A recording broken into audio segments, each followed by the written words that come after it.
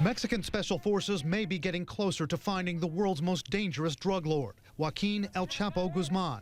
Mexican officials tell CNN they've searched several homes belonging to the cartel in 3 Mexican states, including his home state of Sinaloa. Police say they've confiscated vehicles, weapons, more than 450 packages of drugs like cocaine, heroin, and methamphetamine, and surprisingly, 11 airplanes used by the cartel. They've seized a number of his small aircraft, which tells me they're cutting off his means of escape by air. Former DEA Operations Chief Michael Braun says there is now a full-court press to capture El Chapo, who recently slipped through a dragnet by either jumping or falling off a cliff in a scene straight out of the movie The Fugitive. Now CNN has learned the DEA and other U.S. agencies are providing intelligence while Mexican special forces make intense ground sweeps, searching for the notorious criminal. If they isolate El Chapo at one of his houses, it's not necessarily game over. El Chapo has twice escaped police through tunnels, most recently through a shower inside a prison, and previously through an escape hatch built under his bathtub. Now, a Mexican official tells CNN shortly before he was captured last year, Mexican Marines were tipped off he was at one of his houses in Mexico. But when they tried to break down the door, the battering ram cracked.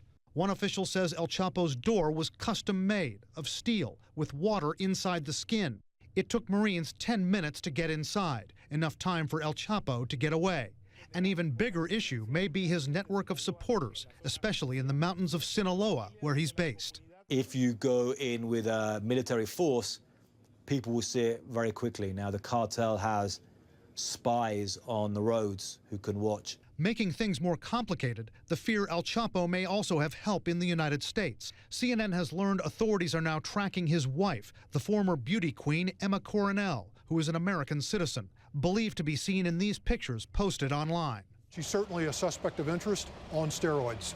She's a direct family member. She, has lived and been with him for a few years now and knows the intimate details of his operations, his tactics, techniques, and procedures.